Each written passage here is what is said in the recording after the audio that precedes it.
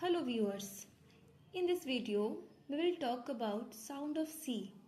As we all know, C sounds sometimes K and sometimes S. So we will know when we sound C as K and C as S. When C comes before A, O, U, it sounds K, like C-O-T, cot, C-A-T, cat, C-U-B, cub, C-O-W, cow.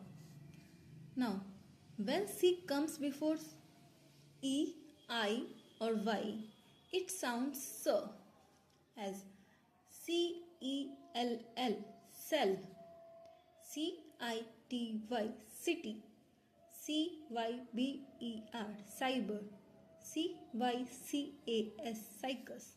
Let's understand this through a story. There is also a fun game. When C pronounces K, we will draw circle. When C pronounces S, we will draw triangle. So let's start the story.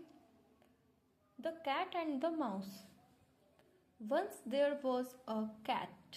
Here cat is pronounced as K, so we will draw a circle here. Named Sienna. Here C is pronounced as S, so we will draw a triangle. Sienna lived in a classy and cozy house. One day, Sienna